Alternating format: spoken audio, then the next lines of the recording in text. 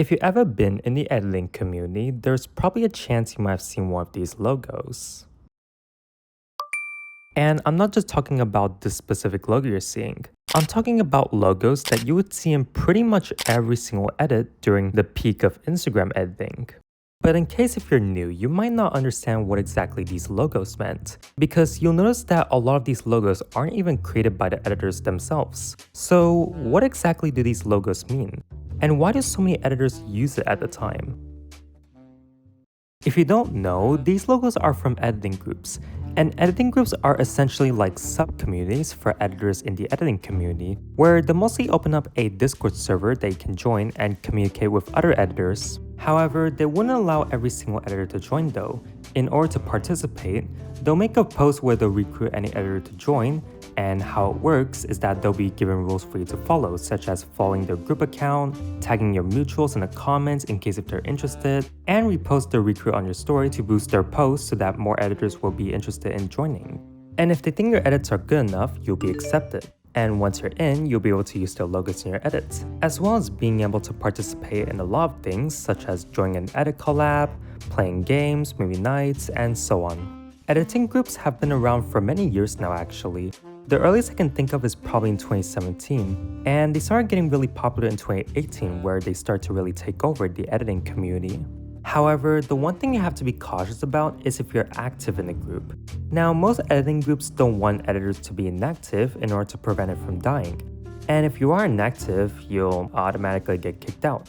And yeah, I remember experiencing this one time. How they'll know if you're inactive is that every month they'll set on a level that every editor needs to reach at the end of the month. And if they do, they're safe. But if not, then sucks to suck, rest in peace. And you have to refrain from using their logos.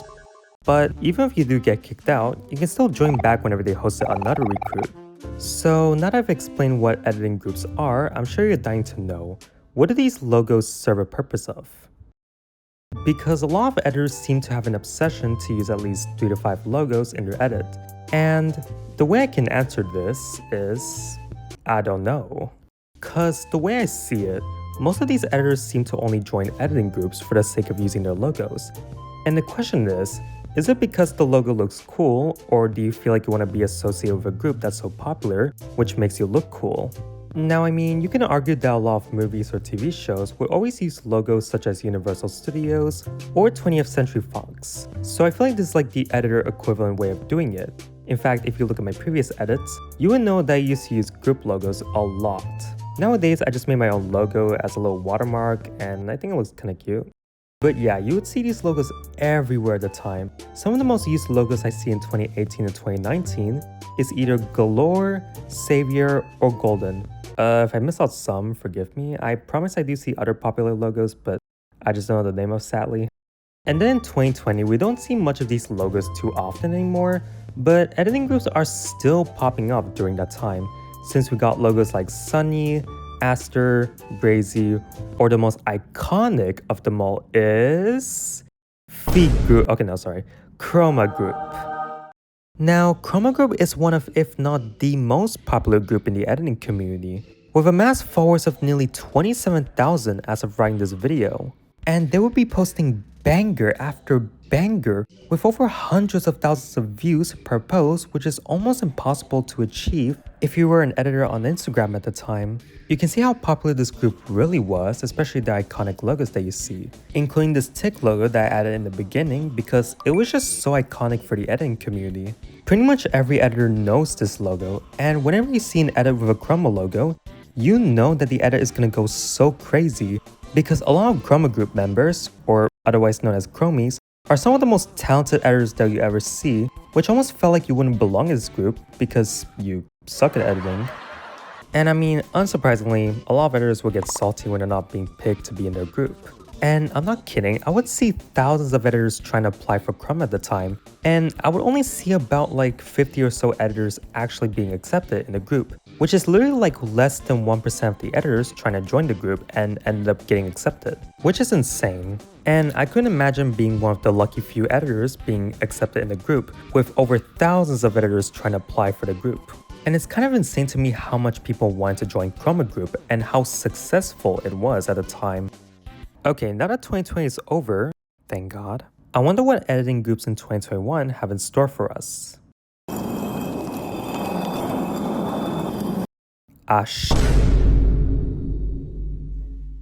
Well, if you guys know, you know, editing apps are quite literal poison for the editing groups. Now, in case you don't know how these work, it's basically like college applications where you go into the Google form, type out your username, and put an edit of yours that you like to submit so that the app helpers can see and review it.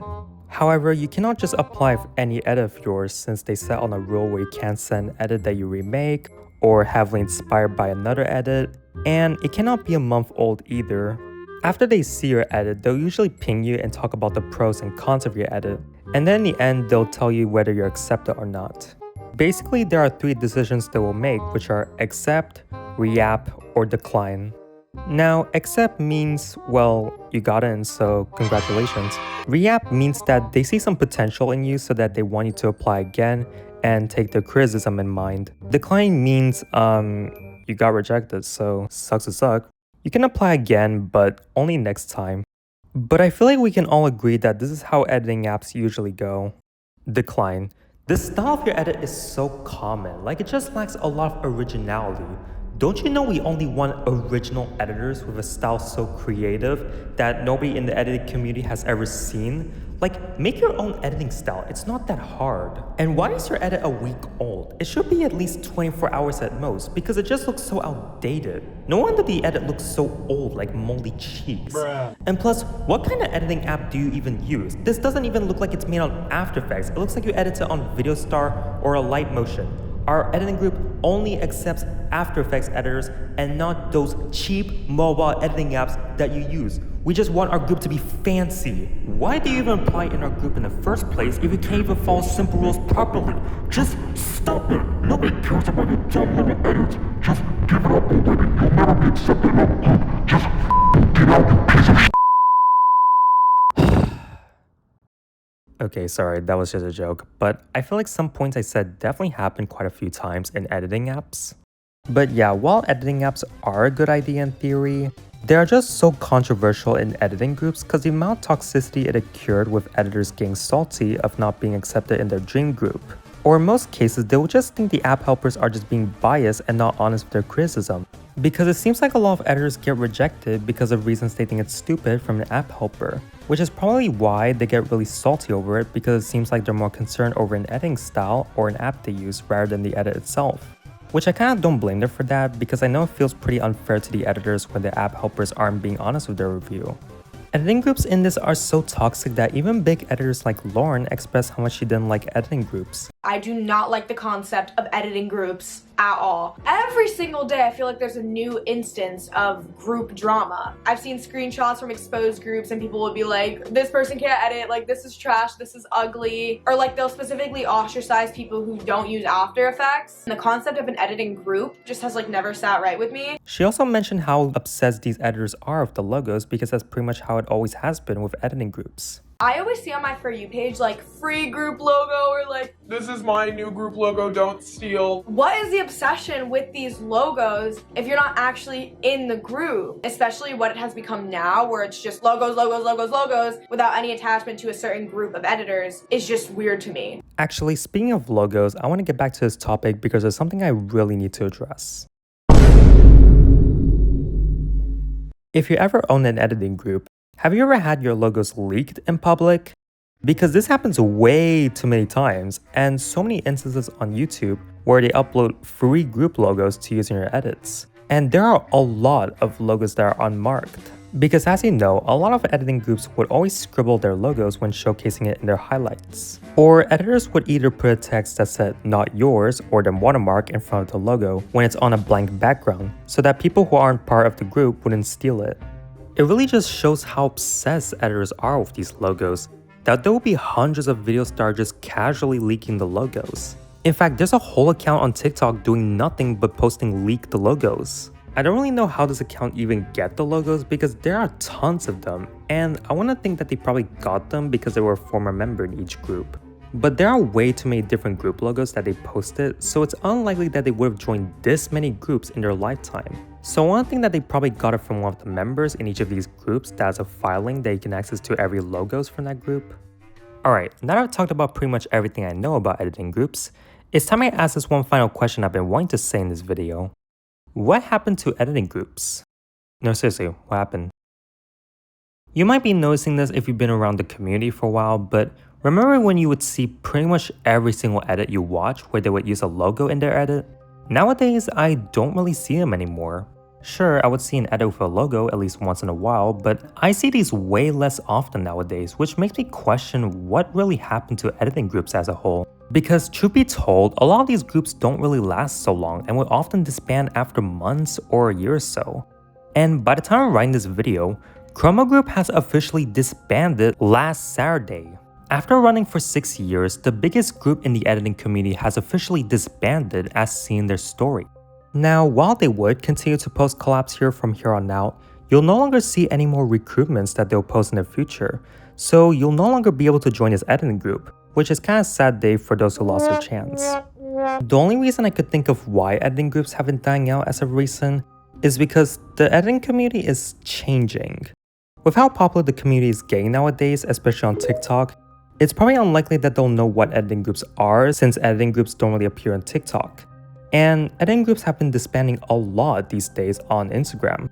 I also noticed that a lot of leaders have also quit editing as a whole, and leaders will most often change a lot whenever they're not active in the community, such as Chroma Group, where the original leaders are, I'm gonna butcher this, AE Lestic, now known as 3Chase, and Electra.aap. Until they both retire, so they choose some of the new leads, which are Rainflow, 94 Sugar, QT Plum, and Ratwar.mp4. So then all these leads retire again because something happened, which I'm not gonna mention it on this video. So they choose 2 final leads, which I don't know how to pronounce the names, but here they are on the screen. And these are the last leads they would pick before they got disbanded. I do feel like many editors have also grew out of editing groups as a whole. As you can see from Chroma's recent post, where there's not really much engagement anymore compared to how it was in 2020. Editors just don't care anymore about having cool looking logos to use in their edits, because they don't really serve any purpose in the community. I'm not sure where to feel sad or not to see how they died out. Cause while they don't really serve any purposes in the community, they kinda had some sort of charm in them, since we were all collectively obsessed with these logos because we just wanted to show it off to people that were a member of our dream group. And it honestly feels amazing how we've achieved that from our editing skills. Because I used to feel happy that I got into my own dream groups and telling all my friends about it. Nothing will last forever since I pretty much grew out of editing groups, but I would sometimes chat with people at least just for old time's sake. I'm not really sure if editing groups would still be a thing in the next few years because while they're not completely dead in any way, they definitely have been declining over the years compared to how it was in the past. Alright, I feel like I've been yapping about logos for way too long now, so that's gonna be it for this video. This is my first ever commentary, so I know it's not the most professional one you'll see, but I've been wanting to talk about editing groups for a while now since I've never seen any editors talking about it on YouTube. So I'm glad I was finally able to do so, and I hope you guys will enjoy this video. Be sure to like and subscribe, and feel free to talk about your experience with editing groups in the comment sections. I'd love to hear your thoughts and opinions on them because I know most of us had some sort of experience with them at one point in our editing career. But yeah, I hope you all will have a wonderful time in your lives wherever you are, and I'll see you later. Take care everyone.